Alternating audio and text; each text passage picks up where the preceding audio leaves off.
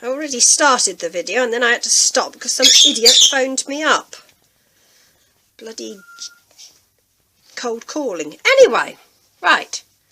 I'm going to do another cooking vlog. And basically I'm concentrating on cheap, tasty, very healthy meals that taste lovely. And today, because it's horribly cold outside with frost and all the rest of it, I've decided to do a recipe that my German-born mother called Grünkohl, and it means green kale. And this dates back to, when she was a child in the 1940s, before kale became very fashionable in the UK. I happen to love it, and everybody that's tried my kale soup recipe has wanted the recipe. So, in the autumn, I went to the produce auction in Wisbech and I bought a couple of boxes of black kale, which is that. It's still kale, but it's purple actually. And I just shoved them straight in the freezer. I didn't do anything with it. I've got 2 big bags like that. And today I decided to make my kale soup recipe. So I just opened the bag and it's still frozen. And it's lovely because you can it's just so brittle you can snap it off. Like so. So basically, that little pot is quite full of kale. You can buy bags of frozen kale in Iceland. So for those of you that haven't got access to fresh kale, if you go to the supermarket and buy a bag of kale, you want to use the whole bag because it boils down. I've got 4 hand-sized spuds which I've cut into. I don't want a dog hair on it. Bloody dog hair gets everywhere. Which we've cut into slices. And then we've got a couple of onions. Now in winter time onions are very, very, very good for you because they're full of vitamin C, so they help to fight a cold, and they've got slightly antiseptic properties which help, if you need to fight off germs in the first place.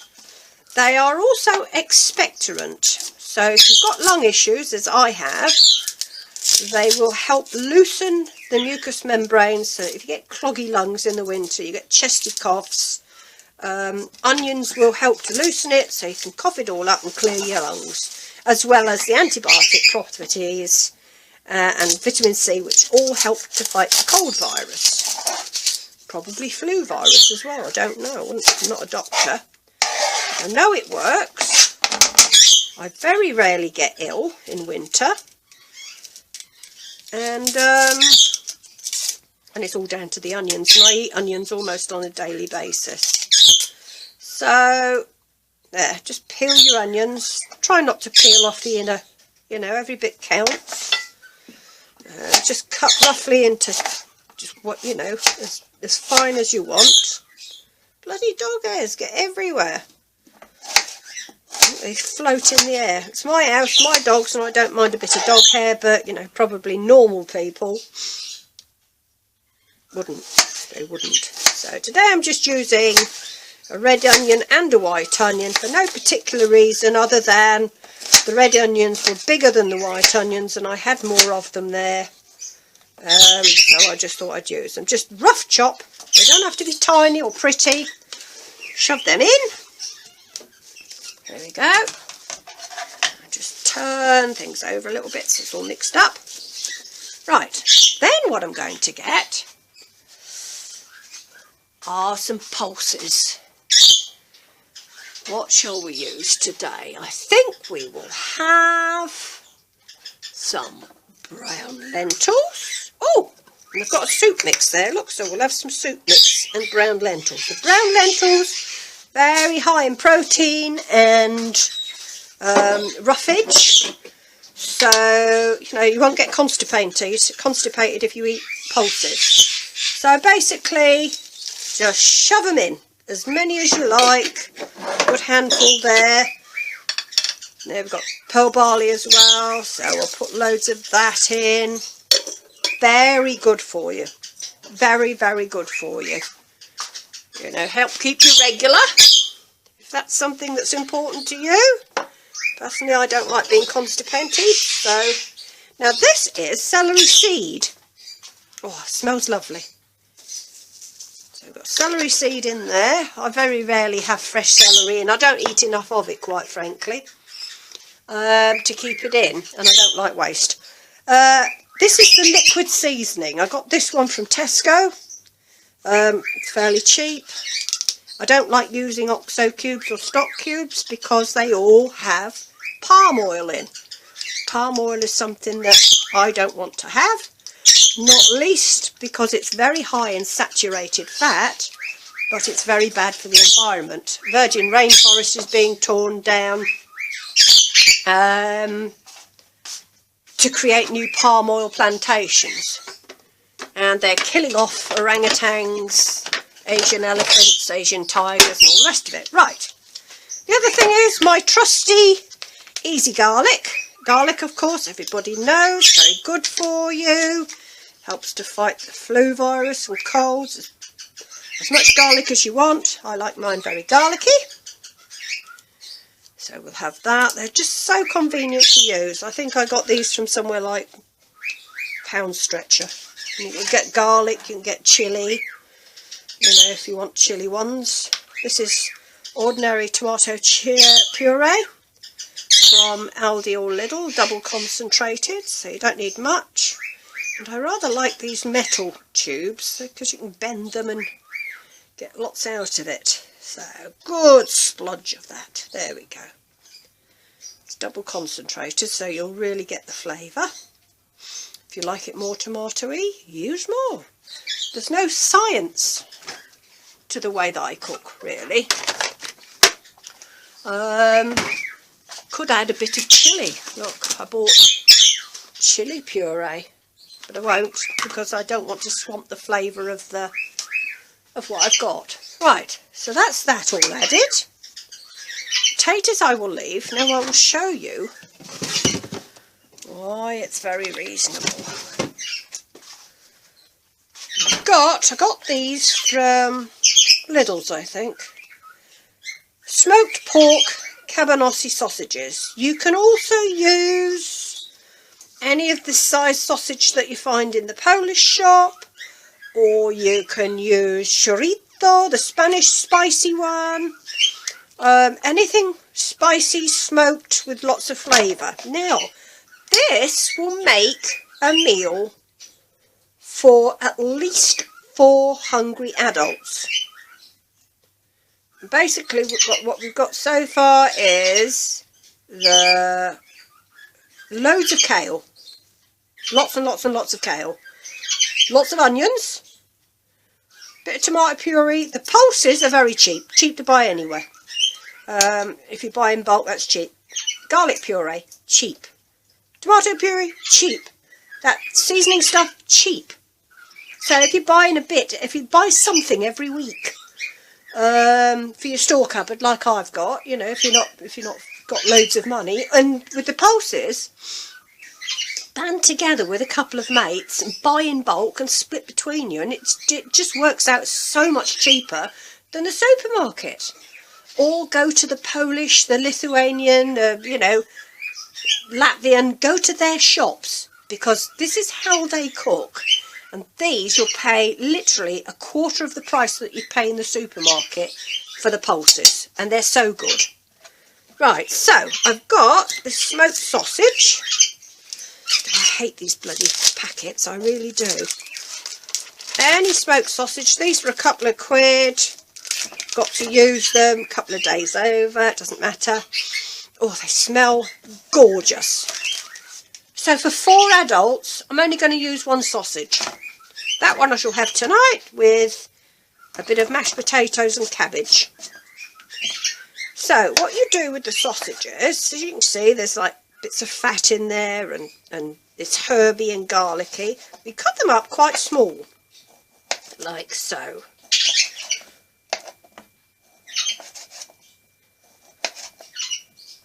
should have done one where I did this earlier, but there you go, didn't. So if there's 300 grams of sausage in one packet, what you're using is 150 grams of meat for 4 people. Doesn't sound a lot, because most people nowadays seem to have like half the plate meat with some potatoes and very little veg, and I work the opposite way around.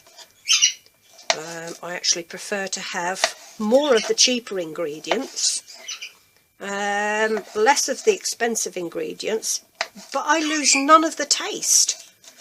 You know, I'm going to be very full when I get round to eating this, and it's so flavoursome. And if I went on Facebook this afternoon and I put on my page that I'm cooking grünkohl, my kale soup, I would have visitors at tea time. I absolutely guarantee it. People love it.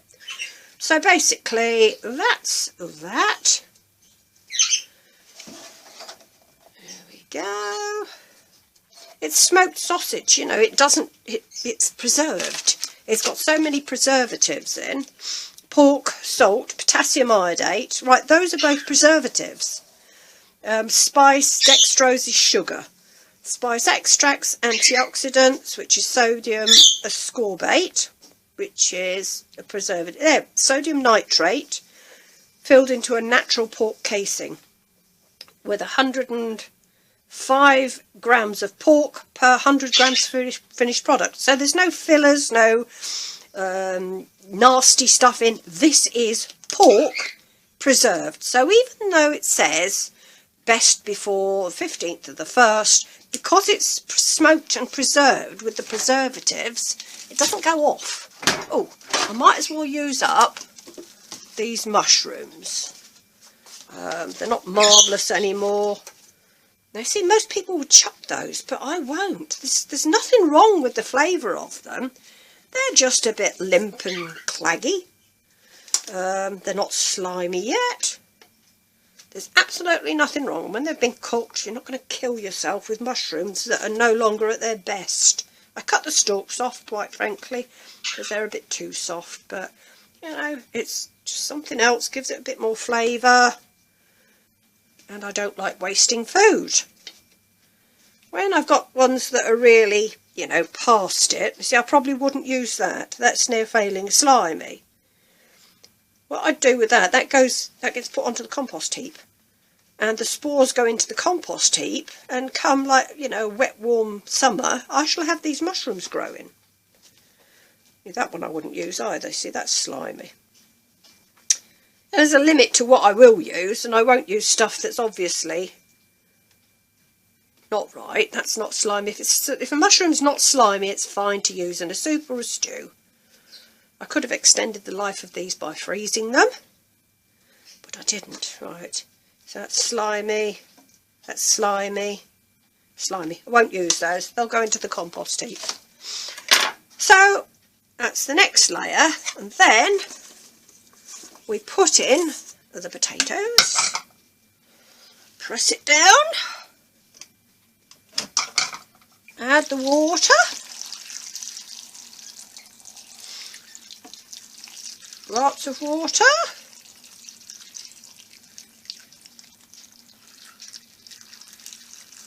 There we go, that's about the level there, look. The potatoes on top, even though they're not in the water, they will cook by steaming. Where have I put the lid? Anybody seen my lid? Slow cooker lid. Oh, here it is, look. This slow cooker was a bargain. I think it was 15 quid. It uses the energy of a light bulb to cook. It will take hours and hours and hours. It would be finished by this afternoon, but I'm going to leave this. I won't eat it until tomorrow. Got a couple of settings. The only reason I'm looking up there is there. Did you see the flash? That is my electricity meter. It's flashing. My count. Let it flash. 1 potato, 2 potato, 3 potato, 4 potato, 5 potato, 6. That's 6 seconds. Every 6 seconds it's flashing. I shall turn this on low. 1 potato, 2 potato, 3 potato, 4. So literally every 4 seconds. So this is very economical.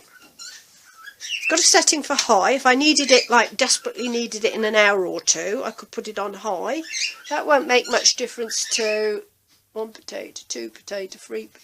That's not going to make much difference to that. You might think I'm completely bongy, but my place is called Pinch Penny Farm for a reason.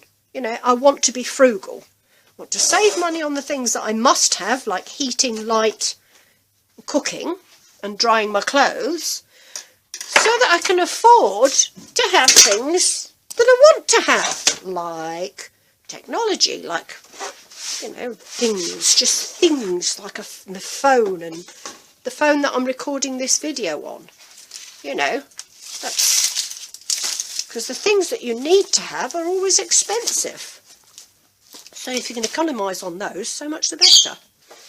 Right, so that's how you make the Polish stew. And when it's done and finished this afternoon, I shall do another video showing you. I just wish people could smell it and come and taste it, because it's marvellous. Anyway, oof, that's me. Hope you enjoyed the video. Happy cooking, save money, eat well.